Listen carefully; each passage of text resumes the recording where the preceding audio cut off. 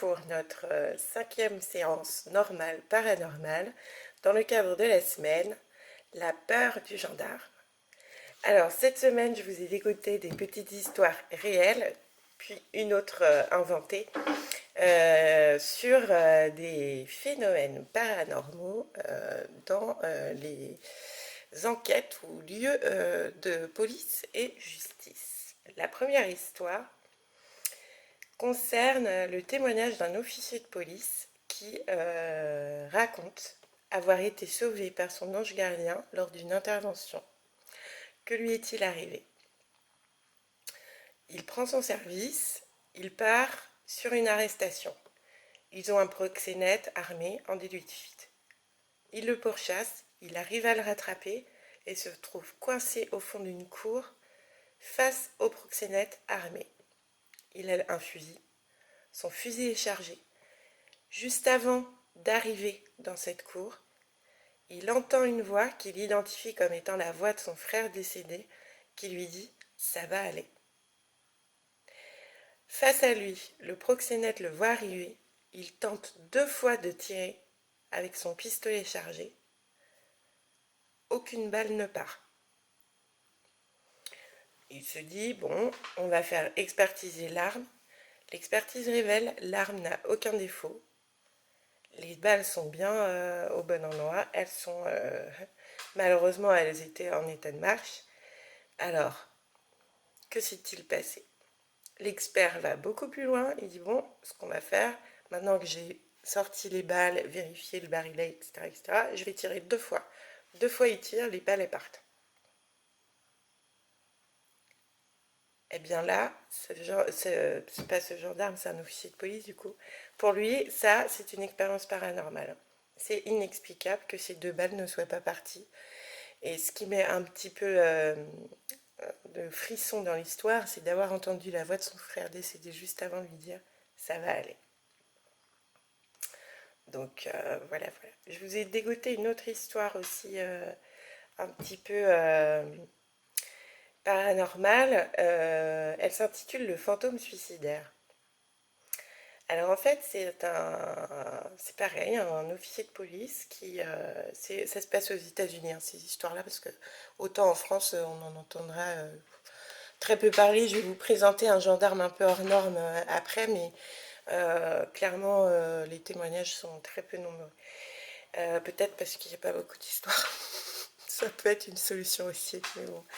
Donc, du coup, ce policier-là se déplace sur les lieux.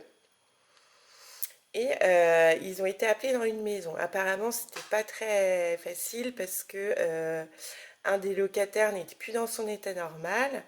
C'est sa mère en fait qui ouvre la porte. Elle a pleuré, elle ne comprend pas. Son fils de 20 ans semblait être sous l'influence d'une drogue inconnue. Et en fait, il n'arrivait pas à se calmer. Le policier intervient et il lui dit « mais pourquoi tu te calmes pas? Pourquoi tu te calmes pas ?» Et en fait, il a refusé de rentrer dans sa chambre, il ne décolérait pas, quoi, en affirmant qu'un vieil étranger s'y était pendu. Sauf que l'officier, il retourne au poste et apparemment, il parle de l'histoire à un plus vieil agent de police qui, lui, est intervenu à la même adresse il y a plusieurs années. Pourquoi? Vous l'aurez compris, parce qu'un homme s'y était pendu. Alors effectivement, ça peut... Il n'y a pas de photo du fantôme, mais voilà, c'est assez étrange. Après, ces histoires, bon, elles peuvent être racontées, romancées, mais c'est pas grave. L'idée, c'est de les partager parce qu'on aime bien avoir un petit frisson. Donc ça reste dans les zones du raisonnable, quoi. Alors ça, c'est une histoire aux États-Unis aussi qui est liée aux événements du World Trade Center, à l'attentat du World Trade Center, où il y a eu pas mal de témoignages de policiers ou de pompiers qui ont tous eu le même récit fantomatique. En fait, ils voyaient apparaître une femme habillée en tenue de la Croix-Rouge. Elle portait un petit plateau avec des cafés et des sandwichs, ne rigolez pas, c'est un fantôme hospitalier donc. Et même si elle porte l'uniforme de la Croix-Rouge, les férus de chevalerie comprendront la blague. Donc, et cette femme noire, à chaque fois qu'il s'approchait d'elle, elle disparaissait. Et pour eux, c'était plus un uniforme de la Croix-Rouge, mais de la Seconde Guerre mondiale.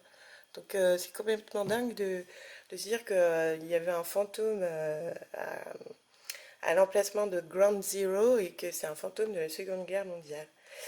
Et plusieurs personnes ont eu ces témoignages et d'autres ont aussi témoigné d'avoir vu, bon bah ça c'est peut-être lié à d'autres facteurs qui sont plutôt physiques je pense, qui ont témoigné avoir vu des grandes ombres et des masses noires parmi les débris à Ground Zero sur le lieu de l'attentat. Donc voilà les trois petits récits tirés de faits réels que je vous avais sélectionnés. Et sinon, une histoire de creepypasta. Les creepypasta, c'est des histoires d'horreur que écrivent les ados sur Internet, mais celle-là, j'ai trouvé pas mal. En fait, ça s'appelle la projection mystère du film de Westbrook. Donc l'histoire, elle part d'un témoignage de police. En fait, c'est une équipe de police qui est convoquée, enfin qui est appelée sur un lieu particulier dans une ville. En fait, je ne sais pas si vous voyez, mais aux États-Unis, il y a les cinémas de plein air. Et donc, ils sont appelés là parce que le cinéma de plein air qui a fermé il y a plusieurs dizaines d'années, ce soir, diffuse un film. Il n'y a qu'une seule voiture sur le parking. Et les gens, en fait, les voisins demandent à ce que la diffusion soit arrêtée parce que c'est une nuisance. Enfin, il n'y a pas de, il y a pas de, il y a plus de cinéma à cet endroit-là, donc ils n'ont pas envie d'avoir un film sur le grand écran toute la nuit. Apparemment, il doit y avoir des constructions ou des choses comme ça nouvelles.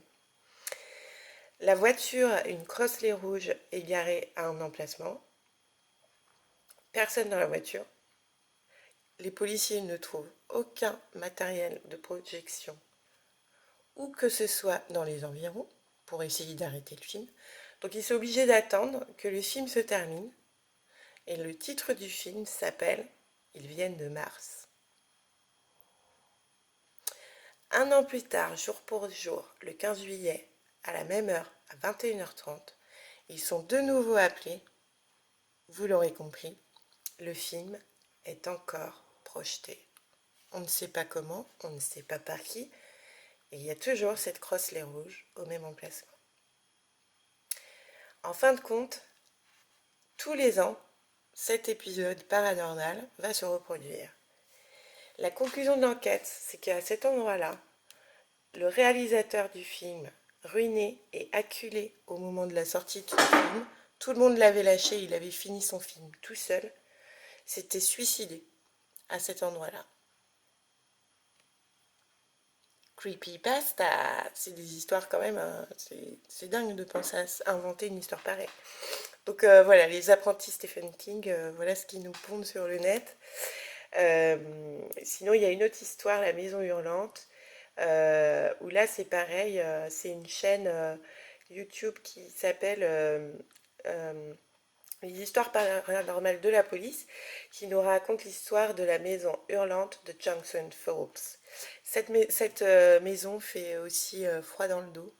On y retrouve une petite fille qui dit s'appeler Abigail, être la fille de Thomas et Elizabeth Jones, et elle attend ses parents. Elle est effrayante, elle crie dans la maison. Les policiers arrivent, ils ne comprennent pas trop, ils font des recherches, et sauf qu'en fait, Thomas et Elizabeth Jones ont bien existé, c'était des commerçants du 19e siècle. Le fantôme de leur petite fille crie dans la maison et attend le retour de ses parents. Bon, imaginaire adolescent, creepypasta stories, vous voyez le délire.